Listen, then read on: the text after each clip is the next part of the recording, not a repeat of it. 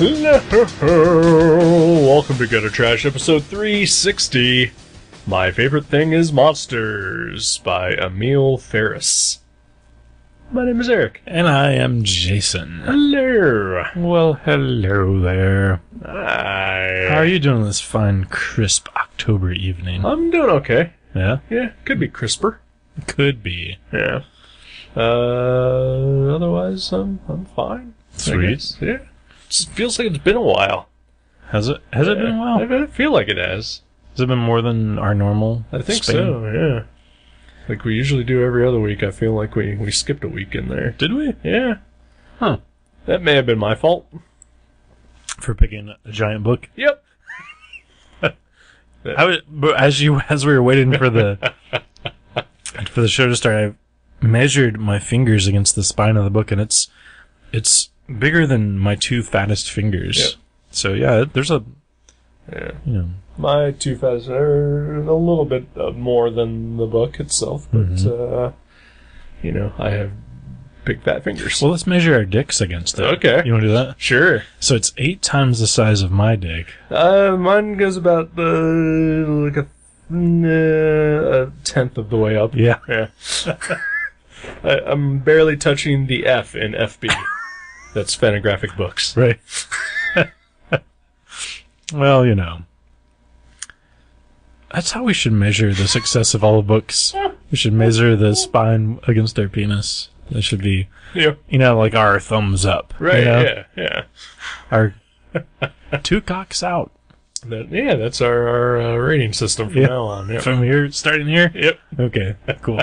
It's only taken us 360 episodes to get there, but we did it. And of course, completely appropriate talk for the type of book that we read. Oh, yeah. Yeah. About monsters. Yeah. Because our penises are monsters. Yeah. Monstrously small. Yes, right. They're the invisible men of penises.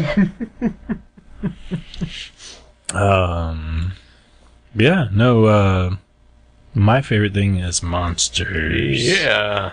Do we know, is it Emil or Emil or Emil or Emil? I'm going with Emil. Emil? Yeah. Okay. Just because... I've never seen that name before. It's Emil. Yeah. I think, remember the guy in RoboCop who gets doused in toxic waste at the end and then explodes in a car crash? Was his name Emil? I think his name was Emil. Okay. But that's a dude's name. This is a lady's name. Yeah. So who knows? It could be, it's unisex. Right? Yeah. Yeah. It's true. Yeah. Like Bobby. Sure. Or something. Yep. Billy. Billy, sure. Yeah. Yeah. Well, who knows? But we did meet this lady. We did, and neither of us asked her how to pronounce her name. Even though we knew we were going to be pronouncing it on our podcast. We're just...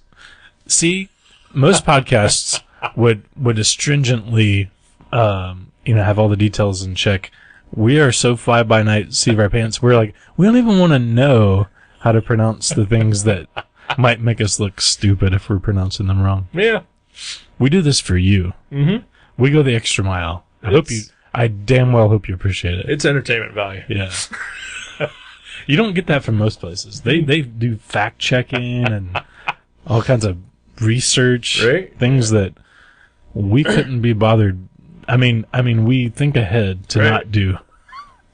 Some podcast might even have read the book that they're about to review. Oh no! Spoiler. Wait a minute. Did you evil Ernie this? I did not. Okay. I did, however, evil Ernie very big chunks of it. Yeah. Yeah. Right? Okay. I did make it to the end, though. But boy, there's a lot of stuff that I just flipped through in the middle. Repeatedly. Really? Yep. So this is going to be an interesting show, because every once in a while, I feel like we pick a book where we greatly disagree on it. Yeah. And I feel like this is going to be one of them. Probably. Yeah. Yeah. Because I would say this is in my top 10 favorite books I've ever read. Really? Yeah. Wow.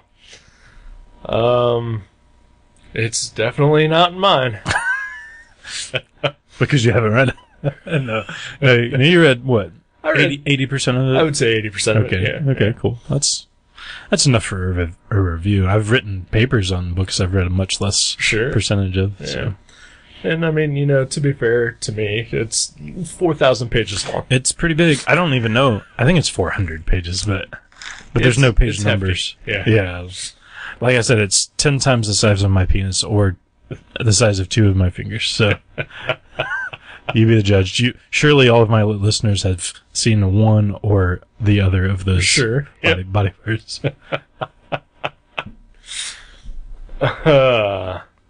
So, my favorite thing is monsters. I can tell you what my favorite thing isn't. What is it? This book. Oh.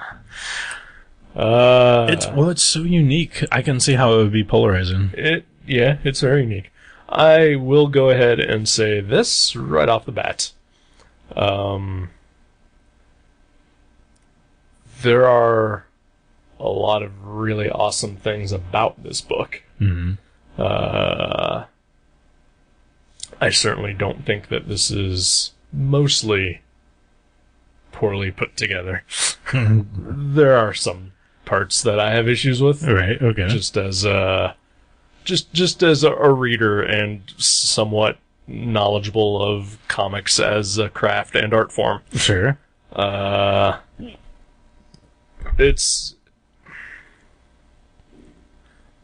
I feel like this book could really be a third of the size it is to be a really compelling story. Right. Right. Well, so I guess we could talk very briefly about, because, there's a story here. Somewhat.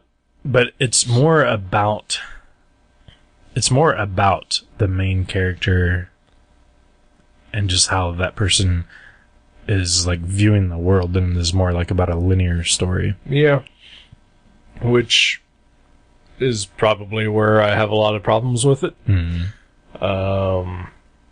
Except for the 500 pages right in the middle that suddenly is about surviving the Holocaust. Right, but her neighbor. Yeah. So, well, that's one of the biggest, like, kind of shocks to her system as she's a kid, though. Okay, so it's about this little girl named, Reyes. What's her first name? Karen Reyes. Reyes. Yes. Reyes. And, say it right. I was thinking of the Star Wars character. There's a Star Wars character called Reyes that I like. But anyway, so it starts out with her and she feels kind of, like an outcast and kind of different, and she doesn't really relate to anyone. Like, her brother's way older than her, and the only friend that she really kind of connected with has kind of left her to be with the more popular kids. Yep. Because she's kind of a nerd. She likes to draw and watch horror movies. Can you even imagine a kid like that? I cannot. Yeah. This is another big reason. It's so unrelatable. So yeah, she's so like kind of put off by the world, and she finds this really interesting mystery in her upstairs neighbor, which is the 400 pages you talked about in the middle about surviving the Holocaust, because it's that lady's story. But this thing is like an artifact, because it's all like this kid's journal. Yeah. It's like this is her art, and it's like we are just reading her journal. It's an interesting concept, and it is very well put together.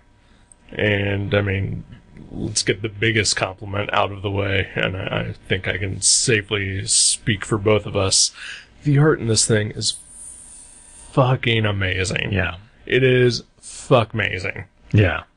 At least a huge portion of it, because there's kind of some different styles. Yeah, there are. But the stuff that is amazing is fucking amazing. Yeah. Even this, when it shifts its style, like, I buy it as a storytelling trope. Yeah. But initially, when I started reading this book, the hardest part that I had was that, I'm reading, and then suddenly I'm just staring at a page for 20 minutes looking at all the detail. Yeah, like, all these, like, there's, like, 16 different colors of what looks like ballpoint pen shading on a portrait. Right. And I've never seen anything like that, Yeah. and it just looks amazing. I mean, honestly, like, the biggest thing that I want to know about this book is how she put it together. Yeah. Like, how did she draw it? Did she just draw it with one color and then, Photoshop in, the other colors? Or did she use 15 different types of pen? And was it really all drawn on lined notebook paper? That I can tell you it probably was not. It was not? Yeah. Okay. Because, for the reader who hasn't seen this book, it looks like every single page looks like a page from a binder. It even has, the little Holes. binder hole marks, and the blue stripes, like you would have on composition paper. I mean, I can't say for certain, but I am going to guess that no, she did not draw it on that. She is a graphic designer, and this book is definitely laid out like a graphic designer would do so.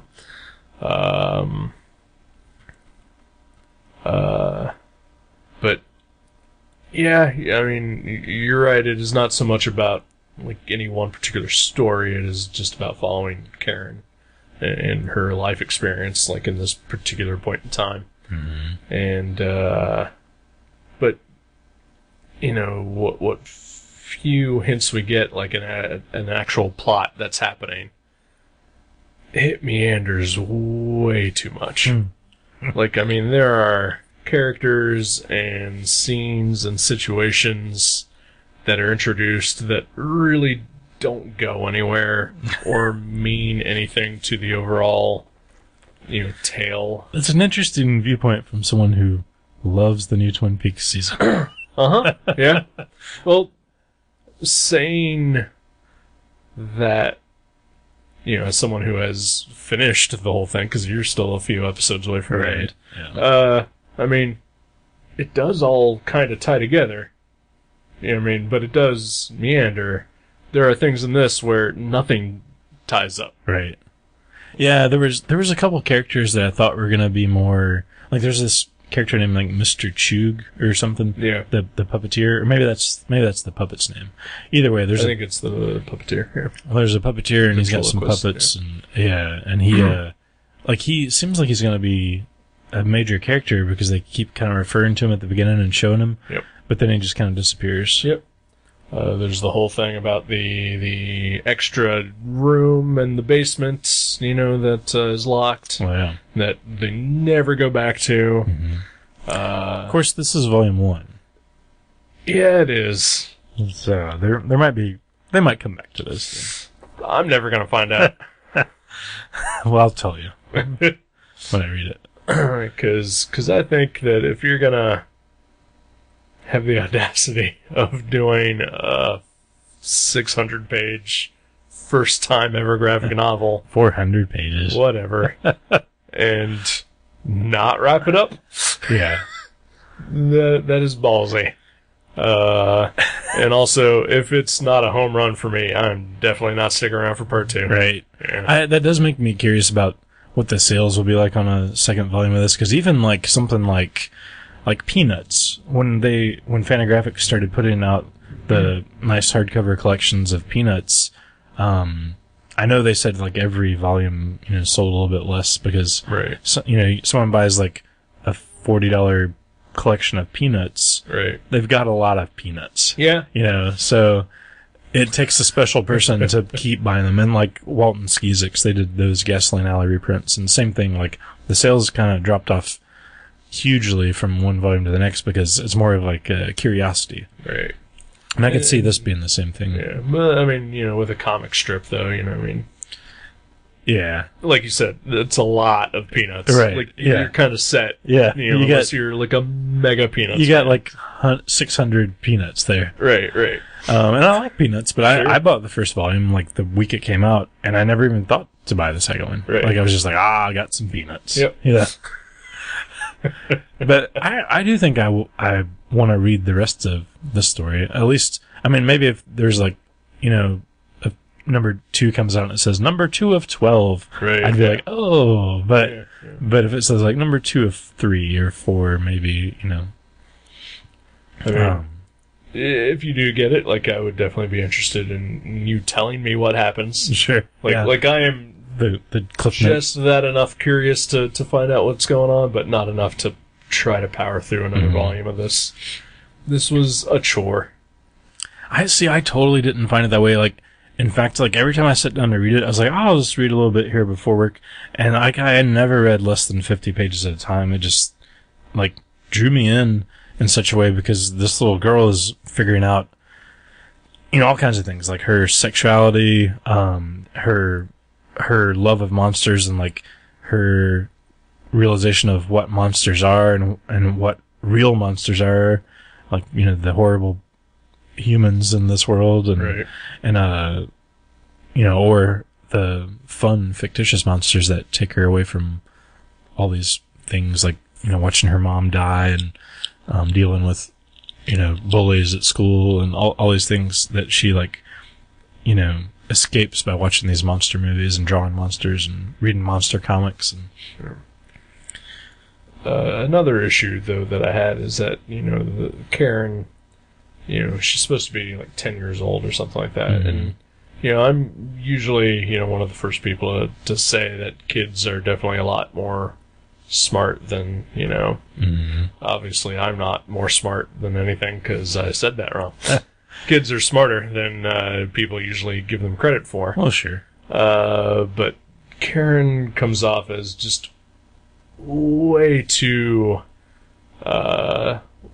smart for her age and her upbringing. Like, she's very verbose and uses, you know, a bunch of $10 words that, as smart as a 10-year-old could be, still wouldn't be in her vocabulary. Well, she never uses them in conversation, though. She's pretty quiet, but it's like in her notes and her Right. work. So, I don't know. I feel like when I was younger, if I had the time to think about what I was going to say, I would have sounded a lot more articulate. Just like now, like I can write you an email or a letter that makes it seem like I'm way smarter than I come across when I'm speaking.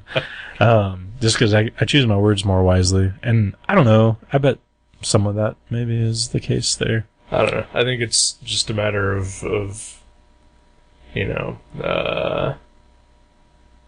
idealization of the main character. Yeah. And you know, just you know, making her way too precocious, and it just comes off as really false and flat a lot. Right.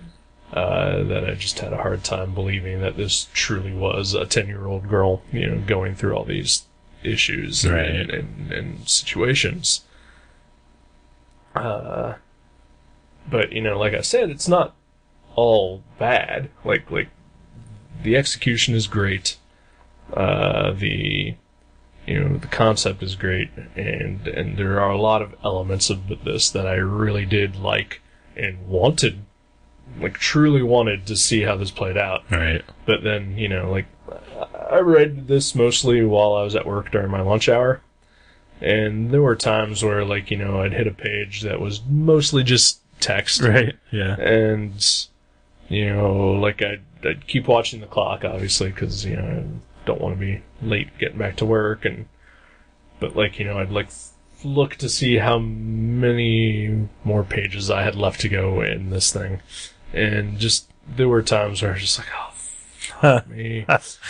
Oh. And I mean, times where, like, you know, like, I'd bring it home, and, like, I'd just leave it in my car, because, like, I'd look at it, and I was just like, I just can't. I have other things I need to be doing. I get that, because I've definitely had that experience, especially with wordy comics, but there's some pages in here that are, you know, half the page is text, and I still never felt like I was slogging through it. I just, like, I was really compelled on all of it. No, I definitely felt like I was slogging through it a lot. Right. I felt like there were a lot of things that were fairly repetitive, that just really didn't need to be, you know. Like stuff with her brother and... Yeah, like yeah, there's multiple scenes that she has with her brother that are just repeating stuff that already happened. Or... Yeah, I think... I don't know if that was, like, a choice to maybe just hammer home how close her relationship is with her brother and how much he means to her, that she kind of hangs on everything he does, and... Right. I don't know. But yeah, I mean, I could see that. But he's also so unlikable. You didn't like I did D's? not like D's. I liked D's. And like by the time we get to the sort of reveal that he has some great big mystery in his past, I didn't care. Yeah. I really did not care.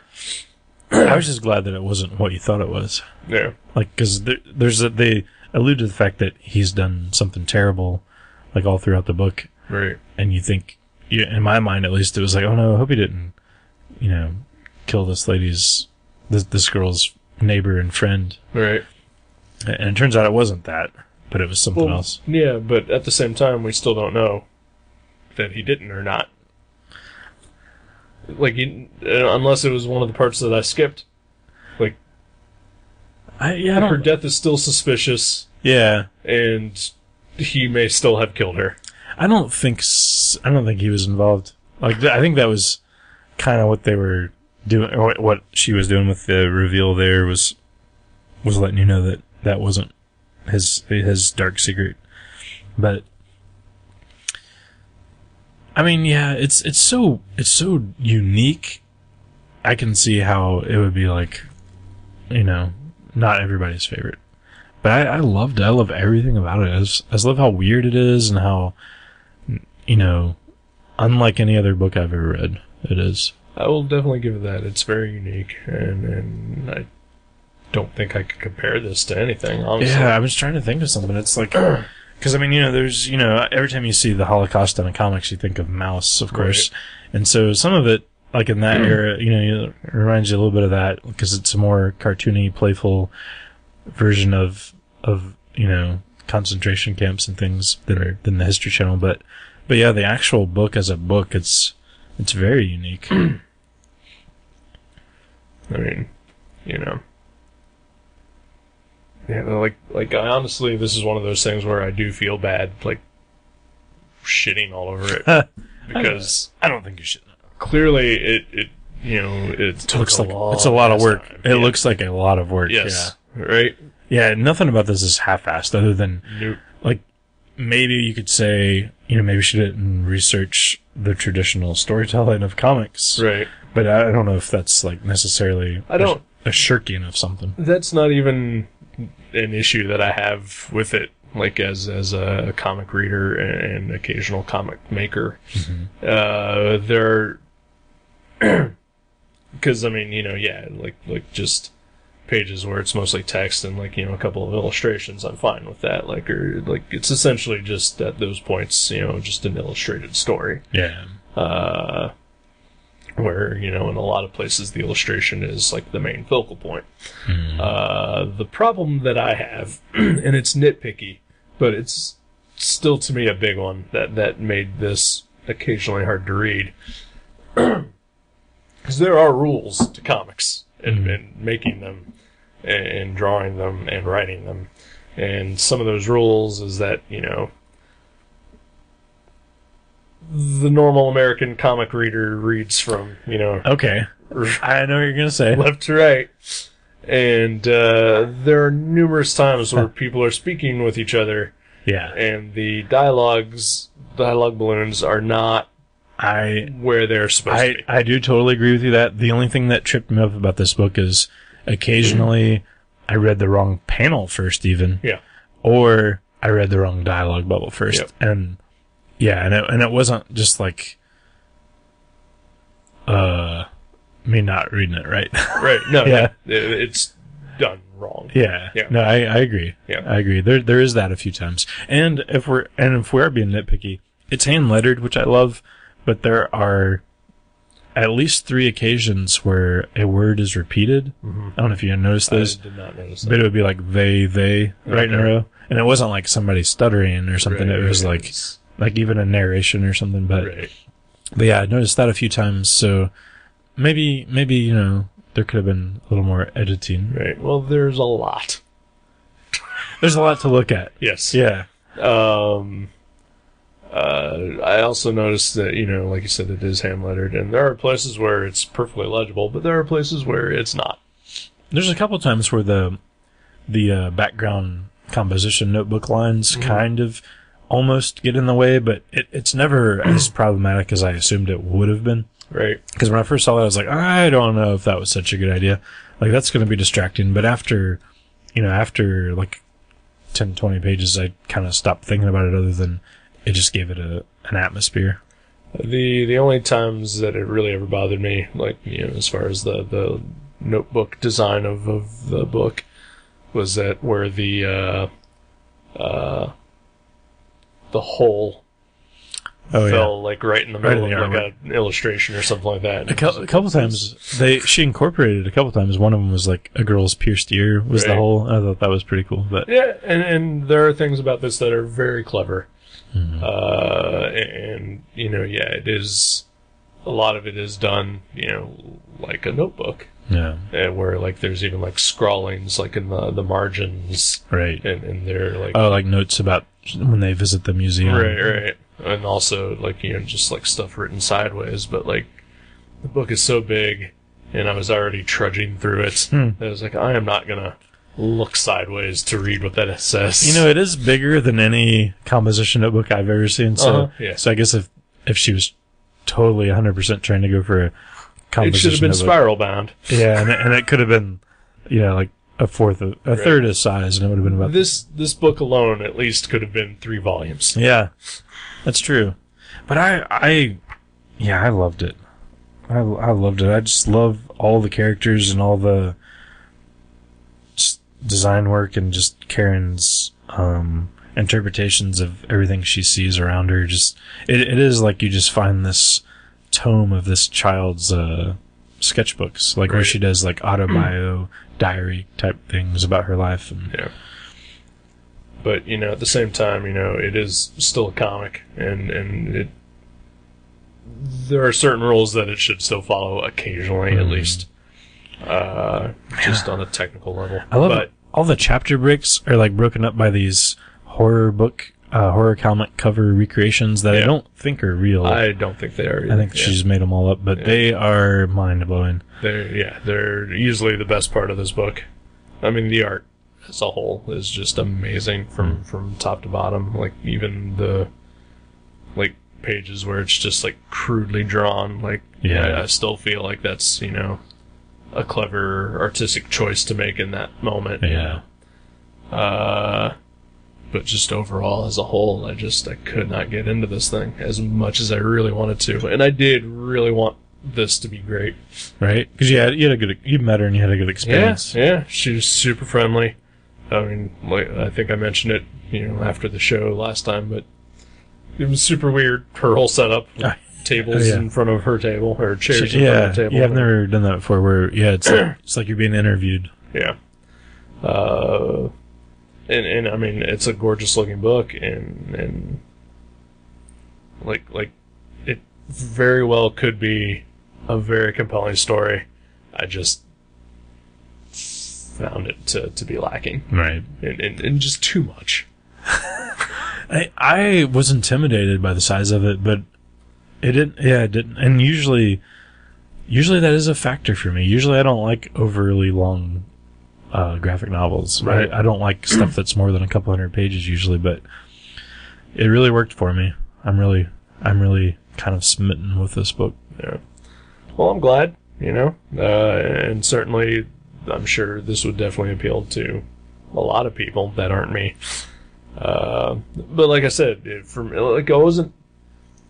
I probably was intimidated a little bit when I started reading it, just by the sheer size of it. Right. But just as I kept going on, it really did feel just like a chore to read. I remember at one point you texted me and said something about like you think it's actually getting longer as you read it.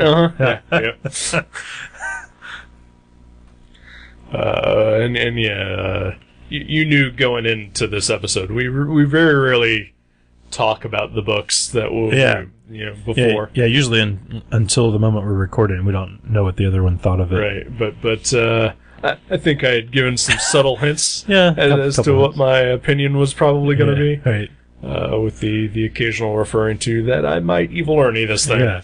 Which for those of you, the long listener might know that if you evil Ernie something, it means you're supposed to read it, but it's so fucking terrible that you just can't do it, even though it's your job to do it. Wait, we're getting paid? Not anymore. Not since I've learned it. Okay. I lost the sponsorships. They found out. Ford and Mobile and everything pulled out. I know occasionally when we did movies, we would, like, there's one or two where we just stopped it, like, 20 minutes in. But, was there? Yeah. Goliath? Was that one of them? No, we powered through that fucking thing. I don't remember ever stopping a movie. Twister was one for sure, the one with Harry Dean Stanton. Okay. Yeah, I think we did stop that Yep. one. I think we stopped it, and then we just fast-forwarded to the part where William S. Burroughs shows up. Yeah, you gotta see it. If Burroughs is in a movie, you gotta... Yeah, that's not the good Twister. Nope. And this is the bad Twister. The Jan de Bont one is the good one. Yes. Sadly. Yeah, right? No, yeah, yeah, I guess I can just walk away from this book and say it's not for everybody. Yeah, clearly it's... And it's not like... If you don't love it, you just don't get it and you're an idiot. Mm-hmm. It's not that, because it is so unique that, you know, yeah, it isn't going to be something everybody likes. Right.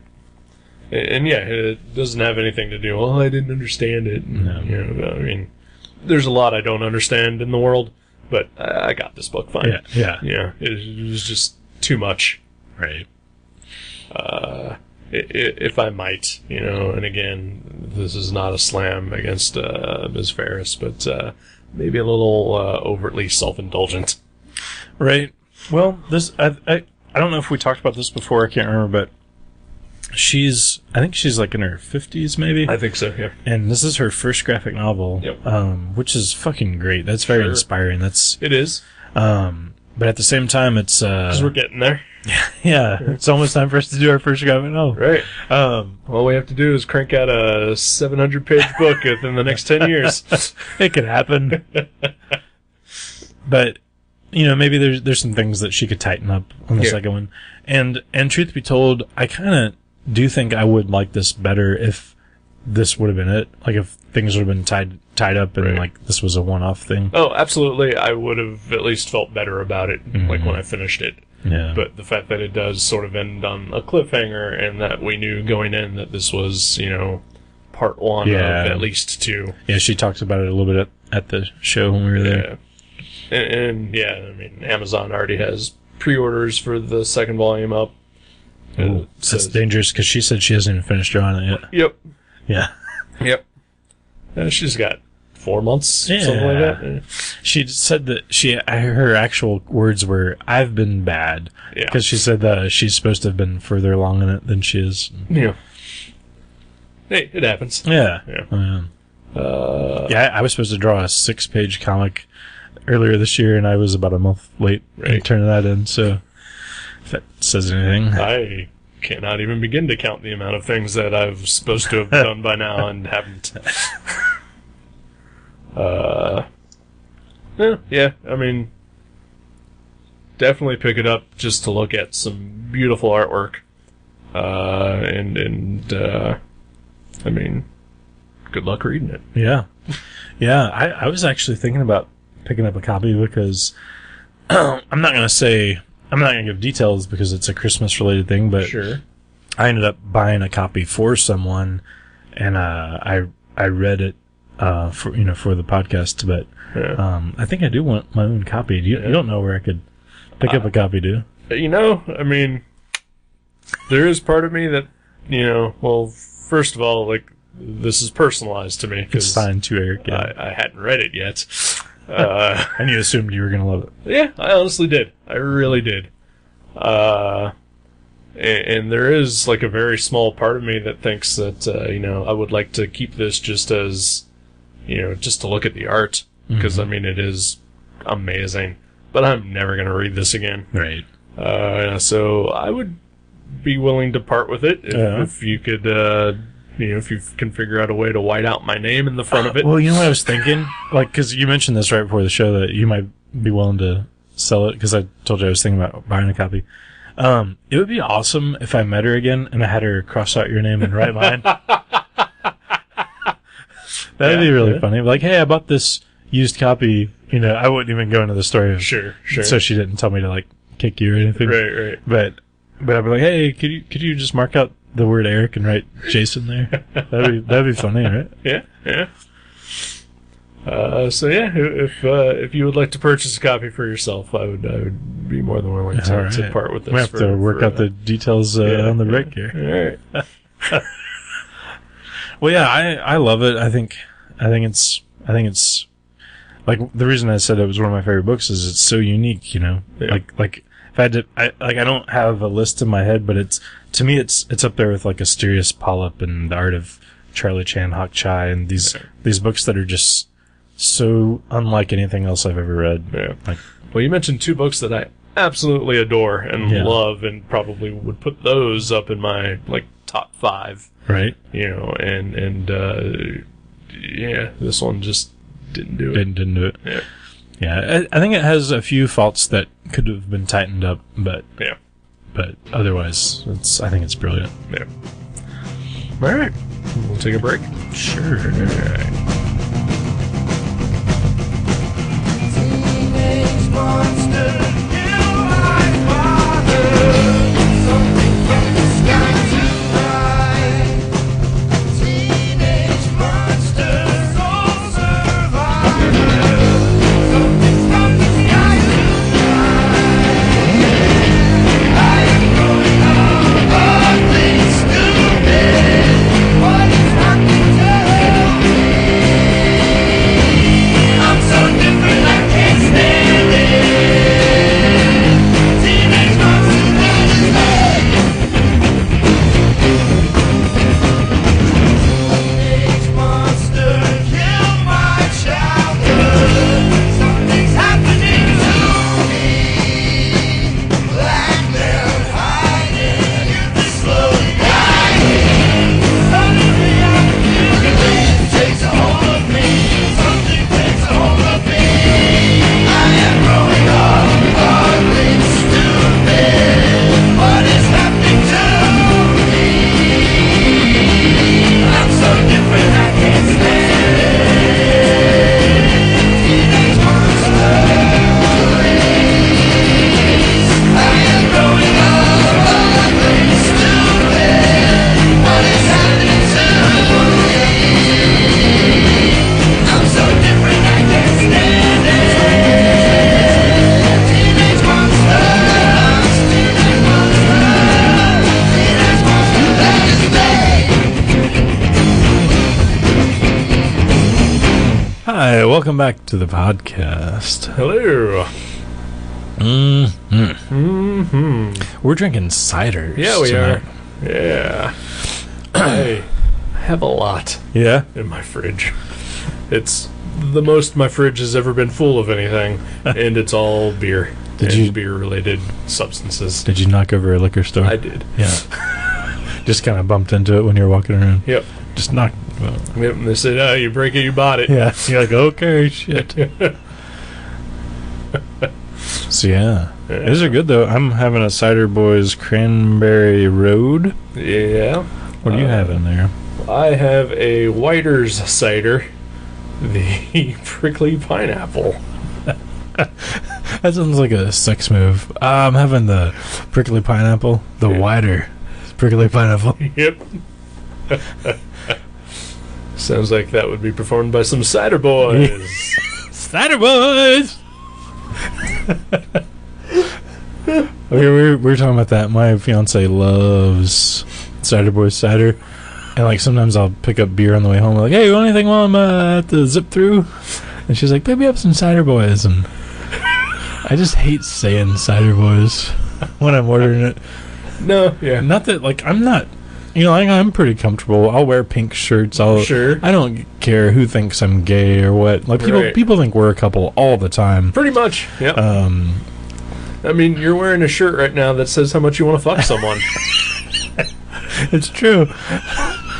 I mean, like, no joke. There's gay people that think we're a gay couple. Uh-huh. Like, we fooled the experts. Yep.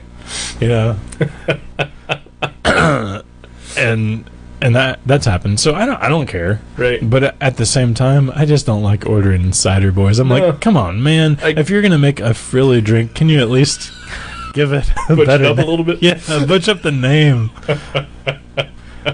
Call it like Cider Men. Right. Or Cider Pals or something. I don't know.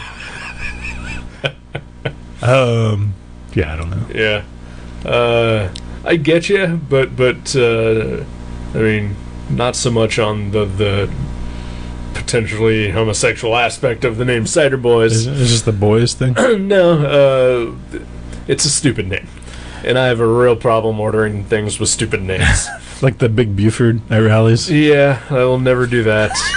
There used to be a one of those quickie burrito type places that doesn't really exist here in the area anymore, called Moe's. Okay. And they have really fucking stupid names for their burritos. Yeah. It's a fucking burrito, and I'm not gonna order the Joey Bag of Donuts. Yeah. Cause fuck you. You just like point at them and you'll have this one. Uh-huh. Yeah. Yep. I wish I could. Maybe I'll just keep one of these. Well, that's illegal, right? What? Just say keep an empty in my car. Oh yeah. So we're just. It's empty. But I mean, isn't that like an open container though? Oh, I don't know. I don't know how that law works. No, I think it's open container if there's still liquid in it and you are drinking from it. Oh, that's true. I don't know. There's something about it. I'm just like Cider Boys. It just sounds like I'm about to break out into a cabaret number. Right, You yeah. know? And also that your lady is asking for you to bring home Cider Boys. It's Yeah. like, you're just not doing the job. I need some extra boys. Yep. Yeah. She's like, those Cider Boys really hit the spot.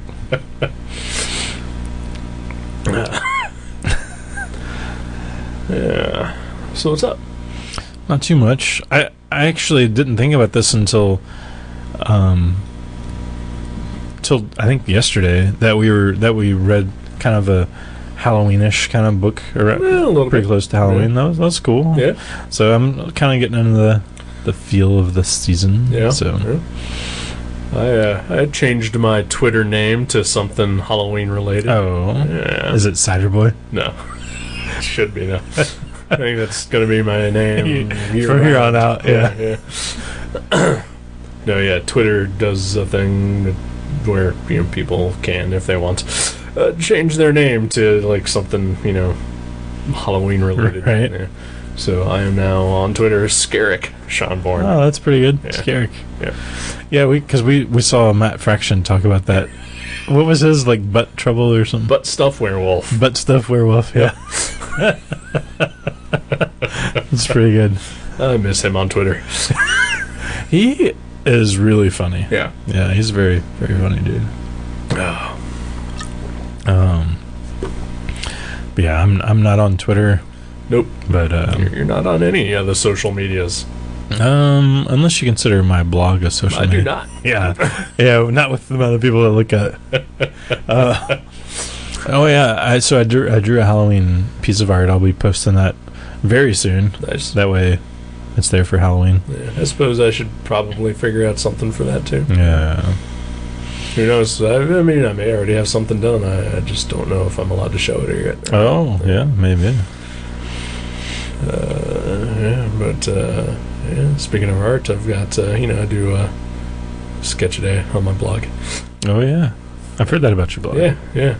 I'm hitting on 1,000 consecutive days. Probably Pretty by the time you hear this, it will have passed. That's awesome. Yeah. That's impressive. Yeah, I'm tired. Yeah. I'm real tired.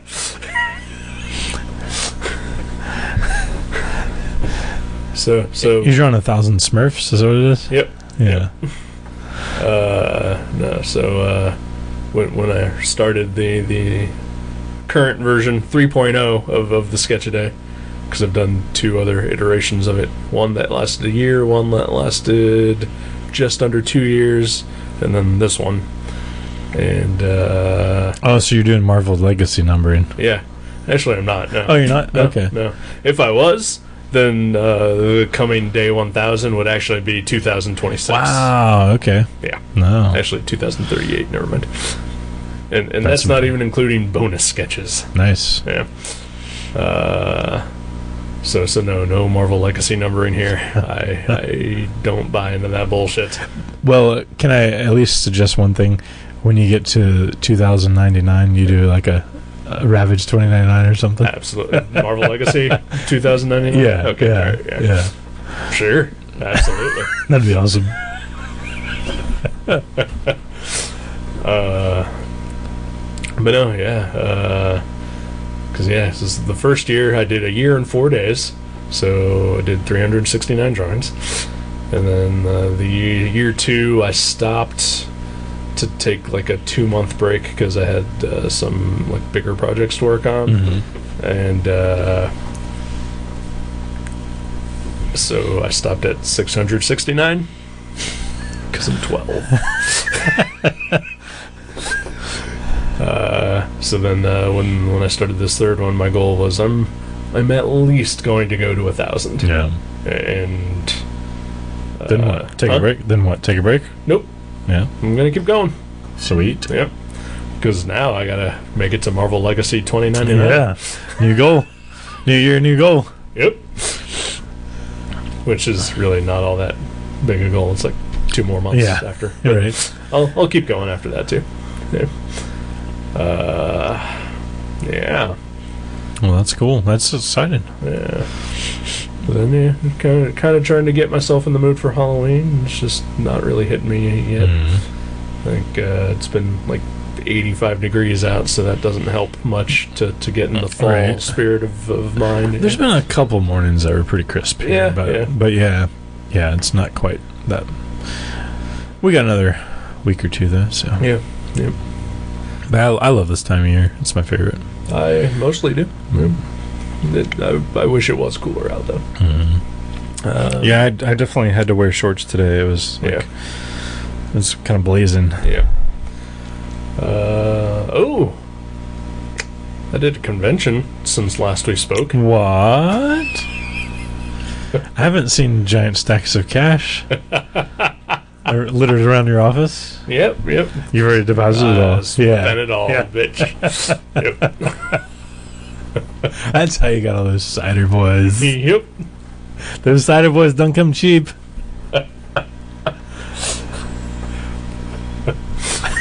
I almost totally forgot that happened. Yeah. Well, how could you? I don't know. It feels like it was super memorable. Oh. Yeah. What con did you do? It is called the Suburbicon. Ah, it's a con about Matt Damon and George Clooney and Yep. No, it is. It's a very small convention at a local art center, which I believe is inside of a former school of some sort. Mm-hmm. And there's basically 2 hallways with creators. Yeah. And that's it. Yeah. And it's free. It's free for creators to set up. It's free for people to come by. Oh, that's cool. And apparently it's free to just look at stuff and not buy anything. Yeah. I did that show once a couple of years ago. I had fun, but I don't know that I sold anything other than maybe one thing to an artist who I was friends with who was at a table next to me. Right. I think maybe that happened, but yeah, it's kind of a neat little powwow. It's more like a powwow. It is. I mean, my friend Bruce was there, so we sat next to each other, and they give you free bagels in the morning and then free pizza in the afternoon, and got fucking worth it. Hang out with a friend of mine for a couple hours, and it was fine. Yeah, if you get to hang out with your friends and have free food, it's kind of a win. Right. No matter what, how far shy of any goals you land or whatever. Right. And I saw another friend of mine that day too, because she teaches a class in that school on Saturdays. That's cool. And she also, like a day later, had the flu, so I may have gotten the flu from her. I don't feel it yet, but it could be there. I hope not. Because, of course, she hugged me, so... I saw her today, actually, but she seemed all right. Oh, that's good. Yeah. I even told her that she really looked like crap on Saturday. She told me to fuck off. It's a good dynamic you guys have. It is. It really is.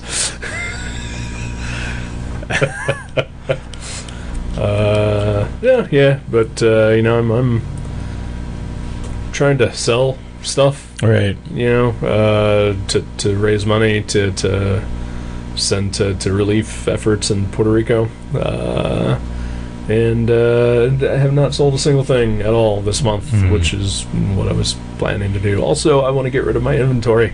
Oh, yeah. Of artwork. Yeah, and but nothing. I got nothing, and I'm a little frustrated about that. Right. Yeah. But also, I'm not good at self-promotion, and honestly don't know what to do to do it other than, like, debase myself. Like, you mean, like, blowjobs? Yeah. Yeah. I mean, no, I'm okay with blowjobs. Yeah. You don't, I have to say, you're going to start charging for those? Yeah. Like, way to sell out. I mean, I know it's for a good cause, but I mean, No, yeah. I've been doing it for so long. Any lady that wants to give me a blowjob, I'm going to have to start charging you. Yeah. Sorry. Yeah. I am trying to raise money. I'm trying to be charitable. He's being nice. Yeah. It's for a good cause.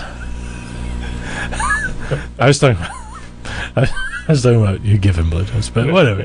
Yeah. Either way, it's for a good cause. Yep.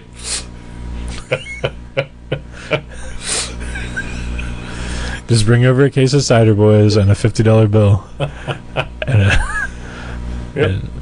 And then we'll both help hurricane relief in Puerto Rico. Yeah, well, that'll be some relief for your Puerto Rican, the Puerto Rican and you too. Yep. Yeah.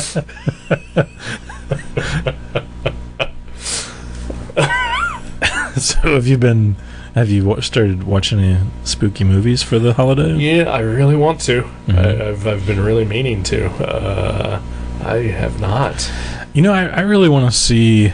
I haven't either. I don't. Oh no, I watched one. I watched It Follows the other night. I'm sorry. I actually liked it. Ooh, I'm doubly sorry. I was disappointed with the ending, but other than that, I really enjoyed the movie. Like I thought it was creepy. I thought it was a boring turd. Really? Yeah. Cannot think of a movie that I hated more than that. Really? Yep. Are you kidding? Well, horror movie. Huh. Yeah. I also watched Raw.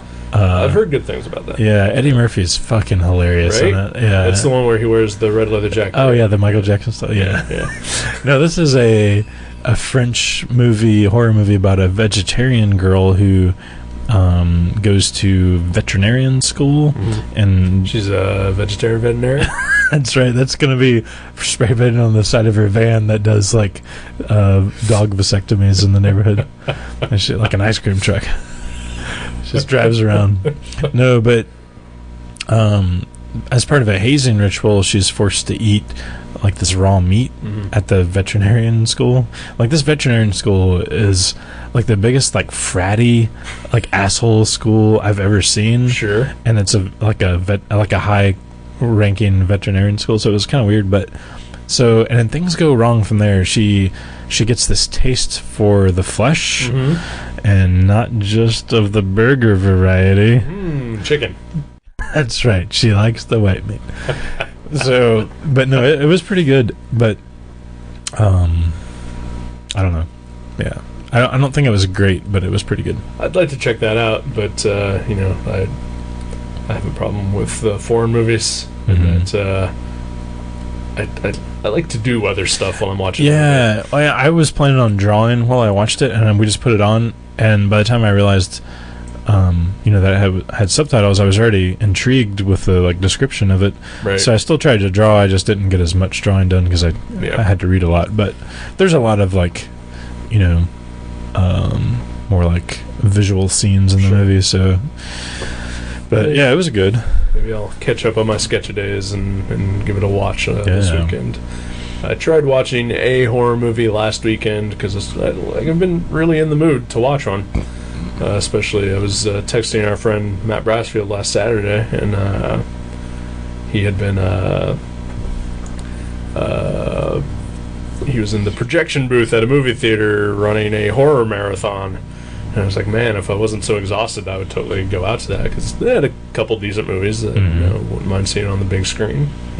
Sure, yeah. But so it really got me like really in the mood to watch one, and I tried on Sunday to watch one, and like I got like 20 minutes in, and I was just like, this movie sucks. And also my internet was like going in and out, so Netflix was like buffering a lot. Right, that's annoying. Yeah. It's hard to build tension in a horror movie if there's constant pauses. Right, yeah. But it was called The Houses That October Built. Okay. It's about like a group of kids who are trying to find like the most extreme haunted house that they can. But like also it's found footage, so it's like them filming each other, and then there's like documentary footage in there too. Oh, yeah. Like, oh fuck this movie. Yeah, This is so 10 years ago. Yeah. Or whatever. 15 years ago? 15 years ago. Yeah, it's about 15 years ago. It's been like I think 18 years. I think 97 or 98 was Blair Witch. Was Blair Witch. Yeah. So almost 20 there. And then it's a genre that just doesn't die. And I think there's like 3 maybe other good examples of found footage, and the rest are all poop. And I would probably put this one into the poop pile. Put it in the poop pile. Yeah. So yeah, I'll find a horror movie to watch come hell or high water. I want to watch. We should do a movie podcast. That's a great idea, and get rid of these dumb comics, and don't have to slog through 400 pages anymore. We just sit back and drink some cider, boys, and watch it. No, I want to watch Tombs of the Blind Dead. Oh yeah. Because our friend Matt that you mentioned earlier, he's told me quite a few times over the years that that's one of his favorite horror movie series, and I've never seen any of those, and I've never heard another human being mention them other than Matt Brassfield. I've heard of them outside of Matt. I've heard of them. So they do exist. They do exist. I believe there was a time you and I went to Columbus with our group of friends for space, and we stayed at one of their friends' apartments. Oh yeah, we watched the Garbage Pail Kids movie. Yeah. She had Tombs of the Blind Dead in her collection. Oh wow, okay. Because I was snooping. Yeah. And also probably drunk. That's what you do when you're drunk. Yeah. Snoop. But no, like I've read articles about it before, and Brassfield himself has told me numerous times that he would love to see me draw a Tombs of the Blind Dead comic someday. Oh yeah. For the price of fun. But yeah, so I have heard of them. Yeah, I'd like to see them eventually someday, but yeah, I don't think they're on Netflix. Yeah, they're not on Netflix, and I've never seen a copy other than like when he lived with me. I saw them on his shelf, but I've looked at like libraries and discount like used video stores. I'm curious. I'm gonna look to see if it's on Amazon Video. Oh yeah, because if it is, I know there's a box set apparently that has like all 5 of them or something. Yeah. But your friend's friend or whoever she was, she had the box set. Yeah, it looks cool because I drew something recently, and he mentioned how some of the characters looked like the creatures from that movie, and I was like, oh, well, that's neat. But yeah. I saw that thing that you drew. Yeah. Let's see. Amazon. Are they sponsoring us yet? They are not. They should be. Although we do have a link through Amazon where if you click on it via our link and buy something, we get to see some of that money. Well, nobody shops on Amazon, so that's not. No, that's a dumb idea. I'm sorry. Yeah. I don't know. I think it is available streaming on Amazon, but I think it costs something to watch. Yeah. It's part of the Shudder subscription on Amazon. Ooh. It's a horror streaming service. Are those Italian movies or what? Yes, they are. Okay.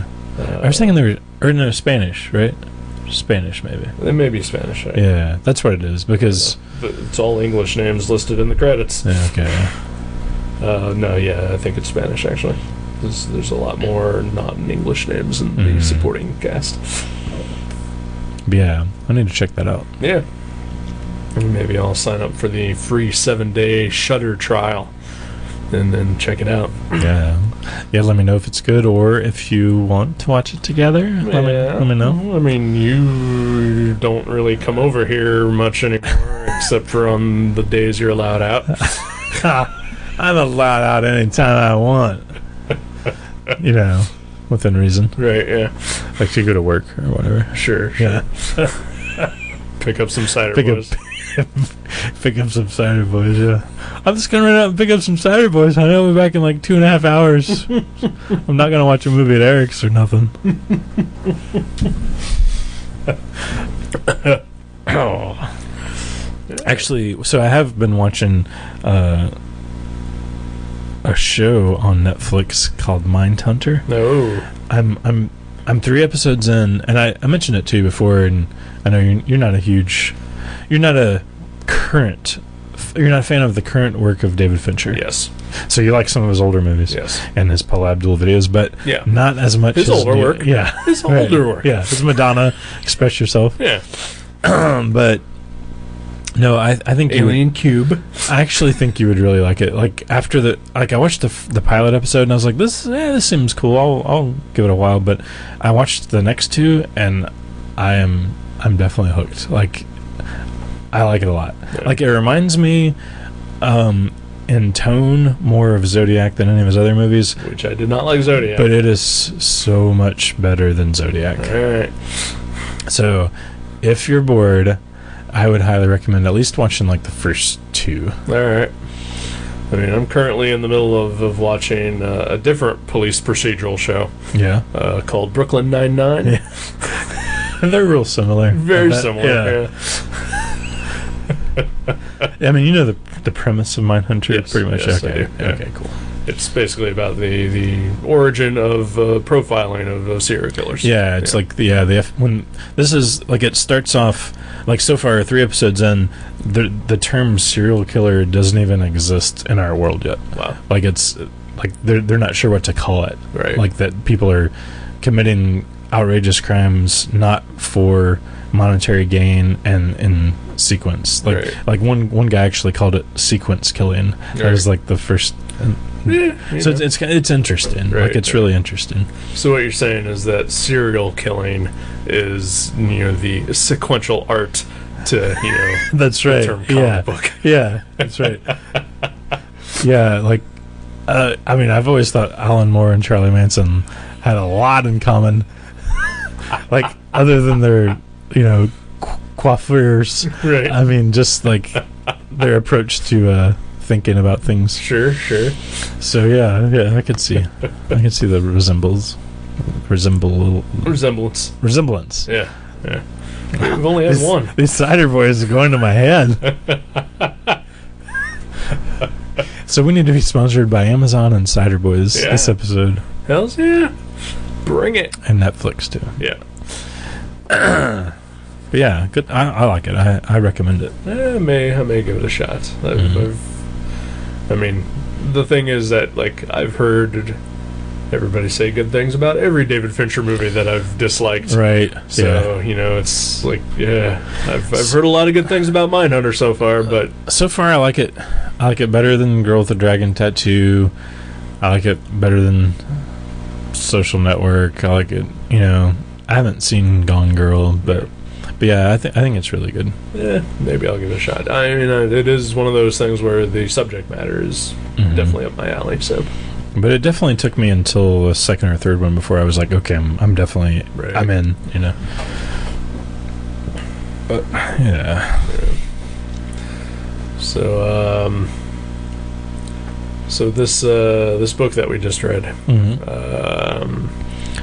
when I brought it with me to the con on Saturday, just in case there was any quiet times where I could have a chance to read it. There weren't. But my friend Bruce and I were talking, and I pulled it out and I said, "Look at this fucker that I'm reading," and he was like, "Jesus Christ!" And I was like, "Yeah." And he was like, "Where does Jason find these books?" You're like, actually, this is mine. Yeah, I was like, I picked this, which you came over today, and 100% thought I picked it. Yep.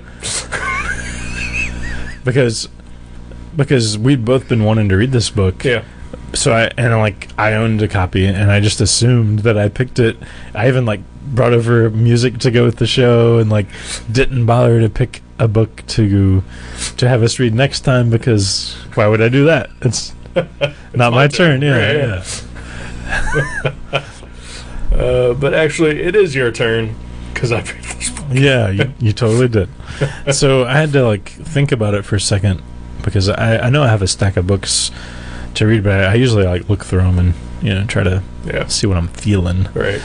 But there's a book that looks cool. It's actually by the same publisher, Fantagraphic Books. Okay. They publish some decent stuff here and there. Every once in a while, yeah. Just not this one. And it's much thinner. Okay. You'll be happy to know. I'm already on board. It's only 8,000 pages as opposed to 10,000. No, it's called The Bloody Cardinal. The Bloody Cardinal. I've not heard of this. It's by a man named Richard Sala. I have heard that name. Yeah. All right. We've never read anything by Richard Sala for the show. I mean, I'm on board. Cool. Yeah.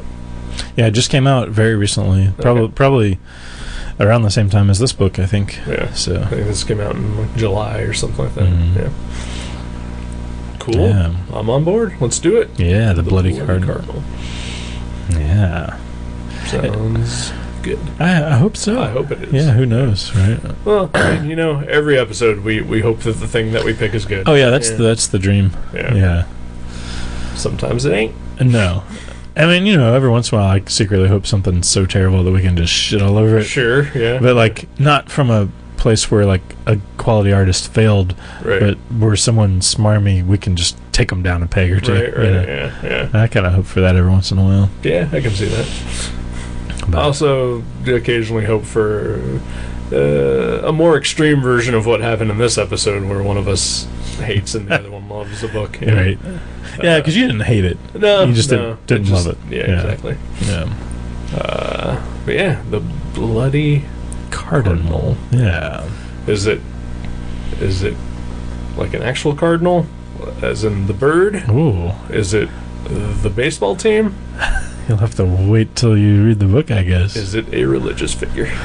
It's a pope with hemorrhoids. All right. Yeah. And on that note, unless you got anything else. Nah, I'm good. I'm good. All right. We'll be back next week. Yes. Or whatever. Yeah, sometime. Yeah. Sometime before we die. Yeah. Bye. Thank you for listening to Gutter Trash. You can subscribe to the show from guttertrash.net or from iTunes and leave us a review. Visit guttertrash.net for email information and for other podcasts and websites in the Gutter Trash Network. Thanks again for listening, and we'll see you next time.